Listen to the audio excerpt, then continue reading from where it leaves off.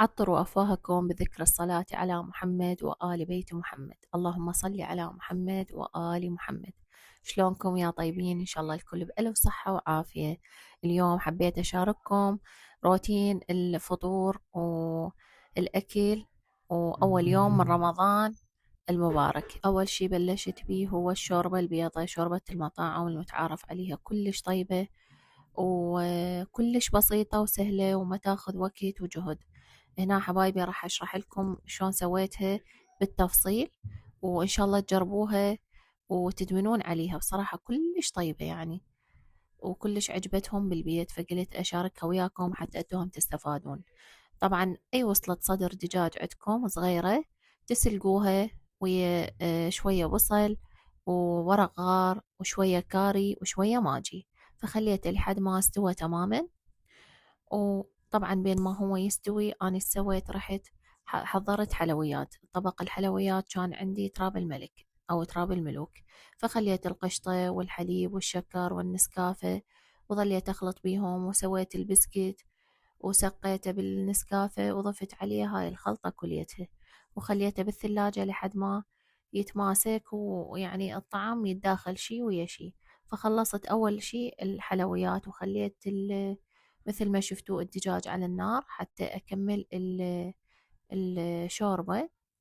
وكنت ناوية أسوي بامية وتمن، وأسوي التبسي مال الدجاج بالفرن. يعني كان هذا اللي ببالي. زين حبايب، فسويت اني، وهنا مثل ما تشوفون جانستها كل زين، وخليتها صبيتها فوق البسكت وغلفتها وخليتها بالثلاجة. طبعا اني احب النسكافة تكون هواية بيها، يعني تعطي طعم النسكافة بيها، بس الجهال ما يحبون هالقد مرارة يعني تصير. فش اسوي؟ ادير من صفحتي، يعني اسويها نصين، صفحتي ادير لها نسكافة على الوجه، وصفحتهم لا، على مود يعني صح الشكل يخرب، بس شو اسوي على مود ياكلون. زين حبايب، فسويت اني عندي بامية مجمدتها جاهزة محضرتها، ورأسا سويت مية طماطة وركبتها، وكنت منقعة التمن، بس شنو ما أحكي لكم، ركض بركض. يعني الحمد لله والشكر. بلشت تقريبا بالأربعة ونص، بالأربعة بالستة أني كل شي مخلصة. هنا قطعت الخضروات وملحتهن، والدجاج غسلته طبعا، بس جبت الدبابيس وخرت الجلد وغسلته وتبلته، ومثل ما شفتوا خليته بالتبسي وفوته بالفرن. هنا عندي تمن عنبر كوب، غسلته بدون تنقيع، غسلته مباشرة وضفت له 5 أكواب مي، يعني على الكوب 5 أكواب أو 6 أكواب مي، وخليته على النار لحد ما استوى تماما. هذه طبعا للشوربة البيضة، طبعا بدون كريمة وبدون هاي الكلاوات مال الكريمة.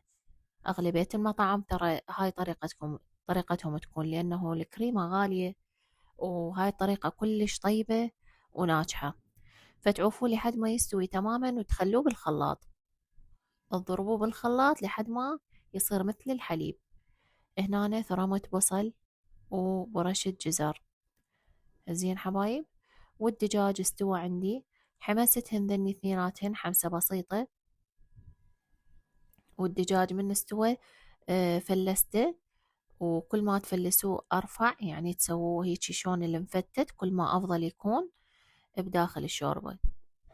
وهنا مثل ما تشوفون ضربت التمن من بعد ما استوى، ضربته بالخلاط، وراح أضيف هسه الدجاج، أحمسه حمسة بسيطة ما أغير لونه، وأدير اللي خلطت اللي هو التمن العنبر المسلوق، هاي هي أديره فوقه، وفقط أخلي ملح وأخلي ماجي، غير شي ما أحط، ولا فلفل أسود ولا بهارات، على مود ما يغير لي اللون.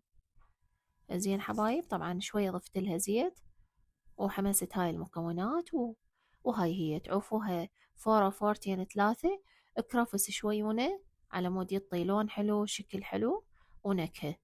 وهاي هي، شوفوا بنات، من أطيب الشوربات الطقتها، يعني الظاهر المطاعم. جربوها وإن شاء الله تعجبكم.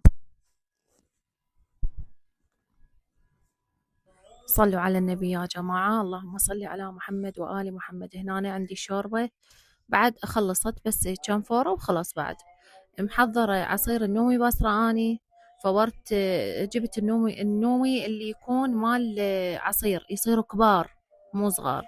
هنا حضرت التمر همينة وخلصته. النومي فورته أول فورتين وعصرته بإيدي بدون خلاط، ونزلت المي مالته وخبطت وياه شكر وثلج وخليته يبرد على راحته.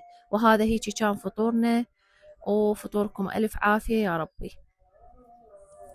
حبايب شو اسوي اني واشتغل؟ اغسل المواعين بايدي، ما اخليه يتكوم علي. يعني انا واشتغل شنو اللي اخليه بالحوض على السريع اغسله، فحتى يصير عندي بس مواعين اللي اصب بيهن مال الفطور فقط. بنات شوفوا قوام الشوربة شلونه يجنن، ولا غلطة. ان شاء الله تجربوه ومتأكدة راح تعجبكم. زين حبايب، فورا الفطور قلت أخاف أثقل أتكاسل حتى تكون عندي المواعين قليلة. أنا عندي غسالة مواعين بس تعرفون إلا على الوطنية، والوطنية مو دائما متوفرة، ومو مال نعوف المواعين مكومة لحد ما تجي الوطنية.